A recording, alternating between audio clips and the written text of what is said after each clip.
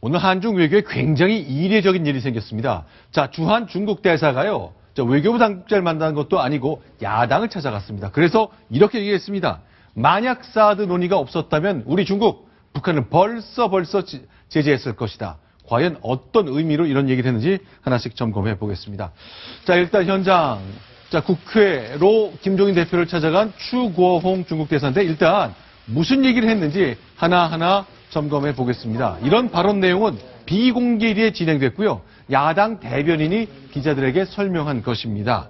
자, 어떤 내용인지 하나씩 점검해 보겠습니다. 박성원 부국장께 좀 질문 여쭤볼게요. 네. 이게 어떤 의미입니까? 그 추공 주한 중국 대사가 네. 그 김종인 그 대표를 야당 대표를 찾아가서 사실은 어떤 한국의 국민과 무엇보다 네. 그 미국과 한국 당국을 보라는 일종의 여론전을 펼친 것 같습니다. 네. 그러니까 지금 그 주한 미군에 배치하려는 사드 네. 고고도 미사일 방어 체계 이것을 도입하지 않았다면 이미 그 북한에 대한 제재를 그 논의하는 유엔 그 안보리 결의안은 벌써 채택됐을 것이다. 네. 그러니까 한미 당국의 이 논의 때문에 지금 우리가 대북 제재 결의안이 지연되고 있다는 사실을 명심하라. 네. 이런 투의 얘기를 하면서 네.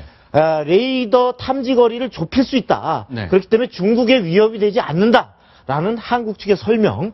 이것을 이 부분은 믿지만 네네. 레이더의 실질적 운영권을 미국이 갖고 있는 상황에서 네. 이 사드가 중국의 위협이 된다는 그 입장에 변함이 없다. 이런 그 어떤 경고와 이것을 오늘 던진 이런 의미로 볼 수 있겠습니다. 이거는 그런데 어떻습니까? 하나씩 좀 점검을 해보겠습니다. 사드 없었다면 우리 중국, 북한 핵실험하고 미사일 발사 실험했기 때문에 우리가 아주 세게 제재했을 것이다. 믿기십니까? 전혀 믿을 수가 없습니다. 네. 현재 오히려 중국이 사드 문제를 들고 나와서 네. 우리를 압박하는 것은 네. 사드 자체 문제보다는 네. 중국의 그 국내 정치적인 문제가 굉장히 복잡합니다. 네. 현재 언론에 보도는 안 됩니다만은 네. 하루에 수만 건의 시위가 있고 네. 그다음에 이제 중국이라는 나라가 한족과 네. 55개 소수민족이 이루어진 그 다민족 국가이기 때문에 네. 중국이 일정 정도의 그 경제 성장을 하지 않으면은 굉장히 그 체제가 위험해집니다. 그런데 성장을 못하면 불만이 부글부글 끓고 있기 때문에 되겠습니다. 이걸 좀 다스려야 된다. 그 얘기. 그걸 갖다가 밖으로 표출해야 되는데 네. 현재 우리가 만만하니까 네. 우리한테 현재 표출하는 그런 그 양상을 띠고 있기 때문에 네. 우리 입장에서는 굉장히 기분 나쁘고 한 그런 상황이라 봐야 되겠습니다. 사실 네. 사드를 미국이 한국에 배치하는 거 아니겠습니까? 네. 그러면 미국에다가 항의를 해야지 왜 우리나라에 대해서 이렇게 외교적으로 이렇게 압박을 가하는지 그게 굉장히 기분 나쁜 겁니다. 자, 기분 나쁜 거 한 수위 더 높여보는 말도 또 나왔습니다. 이렇게 얘기했네요. 사드 배치로 우리 중국의 안보 이익이 훼손됐다. 그래서 한중 관계 순식간에 파괴될 수 있다. 그러니 알아서 잘 해라. 그런 뜻이잖아요. 자, 이렇게 말해도 되는 겁니까? 게다가 우리 정부한테 이렇게 얘기하지 않고 야당 대표를 찾아가서 이렇게 얘기했다는 거죠. 자, 이런 발언 외교관으로선 잘 하지 않을 법한 얘기인데 이걸 야당 대변인의 입을 통해 말하도록 만들었습니다. 그러니까 네. 우리 외교장관이나 네. 만나서 이 추고훈 그 네. 대사가 얘기해봤자 네. 그런 얘기들이 언론에 잘 공개가 안 됩니다. 그런데 현재 야당 대표하고 얘기하니까 네. 자기가 했던 모든 발언 내용들이 네. 전부 다 이제 공개가 되고 하니까 나름대로 자기도 중국 공산당의 그 지침을 이렇게 한국 정부에 전달하고 또 네. 야당까지 전달을 해서 제1야당이 전달해서 우리 정부와 여당에다 압력을 가겠다 이런 저희를 보이는 것이죠. 그런데 지금 김정범 교수님 분석해 주신 대로 소기의 목적을 달성했습니다. 자, 외교 채널로 이런 얘기했다면 우리 정부가 하여간 그건 당신 중국 사정이니까 그렇게 얘기하는 것이고 그렇게 이제 소화를 했을 것인데 야당 대표를 찾아가서 얘기하니까 야당 대변인이 고스란히 전부 다 우리 국민들 앞에 얘기를 했거든요. 물론 야당도 부담이 되니까 마이크를 잡고 얘기하지 않았고 자료를 다 냈단 말이죠. 저것이 바로 그 한국의 정치권을 통해서 네. 자신들의 얘기를 한국 전체 그리고 결국은 그 세계에 전달을 함으로써 네. 특히 한국 정부가 저런 부분 논리 때문에 한국 내부에서도 사드 배치를 반대하는 특히 정치권의 여론이 있기 때문에 한국 정부가 미국과 그 어떤 사드 배치의 공식 논의에 들어가는 것을 네. 주저하게 하고 네. 무엇보다도 대북 제재 결의안 우리가 들어주려고 하는데 네. 이것 때문에 안 된다라는 이런 하나의 핑계와 지렛대를 들이댐으로써 네. 그 어떤 그 사드에 대한 그리고 그 미국에 대한 그런 어떤 저지 공세를 사실 네. 정치적 선전전이라고 보는 것이 보다 좀 정확한 이해가 아닐까 싶습니다. 자, 지금 화면에 보이는 것은 추고홍 대사가 김종인 대표를 만난 건데 실제 이분들의 발언은 단 한마디도 카메라 앞에서 나온 것이 없습니다. 다 물밑에서 진행이 됐고 대변인이 정리된 자료를 공개했습니다. 그런데 지금 이렇게 웃고 있는 추고홍 대사, 근데 무시무시한 말을 굉장히 많이 했거든요. 주한 중국 대사면 어느 정도 분인지 어떤 분인지 좀 간단하게 설명을 좀 해주시죠. 네, 추고홍 대사는 이제 57년생인데요. 네. 이제 그 상하이 외국어 대학을 졸업했습니다. 그리고 네. 81년도부터 이제 그 중국 외교부에서 일을 시작했는데요. 네. 이제 그 주일본 중국 대사관에서 일도 했고, 네. 또 이제 2014년 2월부터 우리나라에서 이제 그 일을 이제 부임해서 하고 있습니다. 그런데 이번에 네. 했던 발언 자체는 네. 사실 굉장히 좀 파급력이 크지 않을까 싶습니다. 왜냐하면 굉장히 좀 어찌 보면 협박에 가까운 그런 그 언급이 있었거든요. 특히나 네. 이제 동북아 군비 경쟁이 발생하면은 한국 안보가 과연 보장될 것이냐, 네. 보장되지 않을 수 있다는 의미로 읽혀지는데요. 네. 그렇다고 한다면 이제 그 냉전이 종식되고 이제 신냉전이 벌어지는 곳이 바로 한반도다. 또 네. 그 한반도에서 바로 그 대결하고 있는 우리나라와 북한 어디서든 한번 이제 그 전쟁에 유사한 그런 상황이 발생한다면 우리나라도 무사하지 못하다라는 굉장히 무서운 그런 발언을 했는데요. 그 발언이 정말 진지한 그런 그 경고였는지 아니면은 외교적으로 유리한 점을 차지하기 위한 것인지는 좀 더 지켜봐야겠습니다만 어쨌든 우리 입장에서는 기분이 굉장히 좋지 않은 상황인 것만은 분명한 것 같습니다. 자, 그러면, 자, 야당 대변인이 서면 자료로 냈는데, 김종인 대표가 과연 이런 얘기를 계속 들었고, 과연 어떤 뜻을 얘기했을지. 왜냐하면 김종인 대표는 예전에 이제 과거 보수정부, 군사정부에서 일을 했기 때문에 안보에 관한 굉장히 비판적인 시각을 갖고 있잖아요. 와해론, 붕괴론도 직접 얘기를 했는데, 어땠습니까? 어떤 설명을 내놨나? 지금 자막이 좀 나가고 있는데요. 오늘 김종인 대표는 네. 중국 정부가 한반도의 비핵화와 평화를 위해 적극적으로 노력해 줄 것을 기대한다라는 다소 원론적이지만 그 어떤 그 중국의 그 입장에 그대로 맞장구 치지 않는 네. 일종의 거리를 두면서 좀 원론적으로 중국이 어떤 그 유엔에서의 그런 노력 이런 부분에 대해서도 협조해 달라라고 하고 사드에 대해서는 중국의 입장을 직접 동조하지 않는 이런 거리를 두는 모습을 보였습니다. 자, 그러면요. 일단, 중국 정부, 이렇게 얘기하지 마십시오. 단단하게 얘기를 하십시오. 본국에 돌아와서 얘기하십시오. 우리 야당도 이 사안만큼 생각이 이렇습니다라고 얘기를 하는 걸 기대하기 좀 어려웠던 거겠죠. 어떻습니까? 그렇게 얘기했어야죠. 안보관이나 그걸 다 아시는 분이 네. 이때는 국익의 문제나 안보의 문제는 여야가 따로 있을 수 없지 않습니까? 네. 그렇게 함으로써 추공 주한 중국 대사가 노리는 그 노림수, 그 틈새를 파고드는 거를 막았어야죠. 이게 중국이 가장 싫어하는 게 주권 국가에 대한 그 내정 간섭을 중국이 가장 싫어하거든요.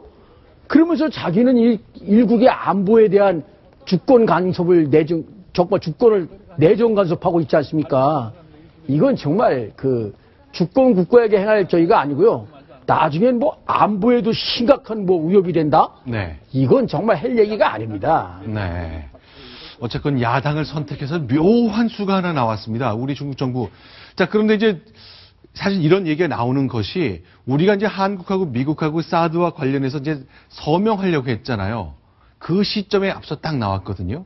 자, 이제 존 케리 미국 국무장관하고 왕이 외교부장이 만나는 것. 이제 미국에서 예정되어 있는데 이런 거하고 좀 연결되어 있을 수는 있습니까? 어떨까요? 그러니까 현재 왕이 외교장관하고 미국의 켈리 그 국무장관이 현재 만나서 북한에 대한 유엔 제재 문제를 현재 합의를 하려고 그러지 않습니까? 네. 그 합의 내용 자체에 대해서 네. 중국은 이런 입장일 겁니다. 네. 우리가 유엔 제재 동참을 하긴 해도 네. 북한 체제가 무너지는 정도에 당신들이 요구하는 지하자원 수출 중지라든가 네. 수입 중지라든가 아니면 원유 수출 중지 이런 것들을 우리가 들어줄 수 없다 하는 얘기를 할 것 같고 네. 그래서 나름대로 북한을 제재에 적극적으로 동참하긴 하지만은 그 정도 수준 못한다는 그런 얘기를 자꾸 하기 때문에 네. 이 중간에 합의가 상당히 힘든 진통을 겪을 가능성이 있습니다. 그러나 네. 중국도 현재 대국으로서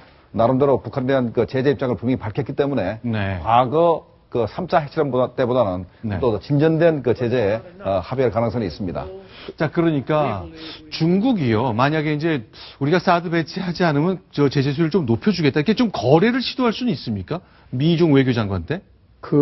오늘 국방부 대변인 발표한 거 보면은 네. 그런 얘기는 이제 얘기하지 않고 네. 세부적으로 조율할 사항이 있어. 원래 오늘 그 약정식을 하려고 했는데 네. 한 2, 3일 더 걸릴 것 같다. 금주중으로는 체결할 것이다. 뭐 이렇게 얘기를 했거든요.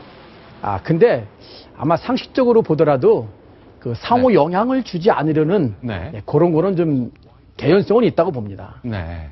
그런데 현재 미국이 네. 사드 문제를 가지고 네. 중국을 압박하는 건지, 네. 중국이 사드 가지고 현재 그 미국을 압박하는 건지, 네. 현재 어느 쪽이 더 압박을 하는 건지 현재 굉장히 애매한 상태가 됐습니다. 네. 그러니까 미국이 당신들이 북한에 대한 제재를 강력하게 하게 하면은 사드 문제에서 우리가 양보할 수도 있다 이런 얘기가 나오는 것인지, 네. 아니면 중국이 네. 당신들이 사드를 배치하지 않으면 우리가 북한에 대해서 강력한 제재를 하겠다 하는 입장인 것인지, 네. 그 문제가 좀 굉장히 애매하기 때문에 앞으로 네. 좀 더 두고 봐야 될 필요가 있겠어요. 자, 이제 두 가지 중요한 시점이 있습니다. 이제 미중 외교장관이 워싱턴에서 사드 관련된 협상을 시작하고 있고요. 대북 제재를 관련된 협상을 하고 있고, 한미 간에도 사드 논의를 본격적으로 체결하기 위한 약정서 서명을 앞두고 있는데, 바로 이 시점에 중국 대사가 야당 대표를 찾아가서 다양한 얘기를 다 꺼내놨습니다. 자, 비슷한 시기에 또 나온 것이 중국 매체가요, 한국을 공격할 가능성을 거론했다. 이게 도대체 어떻게 된 얘기입니까? 중국의 네. 준중거리 ICBM 같은 네. 탄도탄 미사일이 있습니다. 왜 전승절 70주년에 왜 큰 바퀴 네. 한 10개 바퀴 같은 데다 이렇게 앞뒤 둥그렇게 해가지고 네. 선보인 거 있지 않습니까? 그렇죠. 북한의 KN-08 같이 생긴 거. 네, 네. 이게 둥펑 21D와 네. 둥펑 26이라는 네. 재래식 탄도탄 미사일인데, 이것을 높은 고각으로 쏴서 네. 아주 대기권 바깥으로 나가 떨어지면은 네. 어마어마하게 빠른 속도로 떨어져서 네. 중국 해역에 근접하는 미 항공모함을 공격하는 원래 항공모함 킬러라는 무기입니다. 둥펑이라는 네, 거예요. 둥펑. 예. 그래서 이게 로스앤젤레스호라든가 아니면 네. 또 존 C 스테니스호라든가 이런 네. 데에 대해서. 근데 이게 그 앞에 유도형 레이더가 있고요. 네. 또 이 광학 센서를 달고 있어가지고 이걸 가지고 이제 네. 사거리가 또 5,500거리나 되는 탐지거리라는 레이더를 또 가지고 있어요. 네. 그래서 알래스카까지 탐지가 되고, 네. 하와이, 괌. 그러니까 한반도 전체는 물론이고, 네. 일본 본토까지 공격할 수 있으니까, 네. 저걸로 이제 중국 등풍으로 네. 우리 사드도 공격할 수 있고, 네. 일본 미사일체도 공격할 수 있고, 네. 또 심지어 미국의 항공모함도 공격할 수 있다. 네. 이렇게 협박하는 거죠. 자, 지금 보이시는 대로 저 장면인데 중국 방송들이 군복 입고 나와가지고 방송을 합니다. 자, 우리의 X밴드 레이디아, 만약에 사드가 배치될 경우 그거를 공격할 수 있고, 그것이 중국의 1차 공격 목표가 될 수 있다는 얘기를 하고 있는데, 물론 중국 매체가 한 것입니다만 중국의 정부의 생각이 다 반영된 것 아닌가 싶네요. 그렇죠. 저런 거를 딱 하면서 정부는 좀 묘하게 빠져나가는데, 네. 저렇게 될 경우에는 일본의 이지스함이나 미국의 이지스함에서 네. SM3로서 요격할 수가 있습니다. 네. 자, 젠 16이라는 중국 전투기 이제 모습까지 공개되고 있고요. 지금 보시면 저거 젠 16 비행 공개했고요. 미국과 일본 겨냥한 듯하게 최근 들어서 중국 방송이 자국의 최신의 무기를 공개한 일들이 굉장히 잦아졌습니다. 저게 전부 다 사드 문제 때문에 벌어진 게 아니고, 네. 저거는 전부 다 중국의 네. 국내 정치 문제, 대내적인 문제 때문에 네. 밖으로 저런 강한 모습을 표출한다고 이제 네. 보는 게 맞을 것 같습니다. 그러니까 현재 중국 경제가 굉장히 어렵거든요. 그렇죠. 주가도 폭락하고, 네. 그다음에 성장률도 반토막으로 어떤 기관에서는 금년도 성장률을 한 2-3% 정도로 보더라고요. 네. 그런데 중국 같은 그런 후진국이 성장을 2-3% 할 경우는 도대체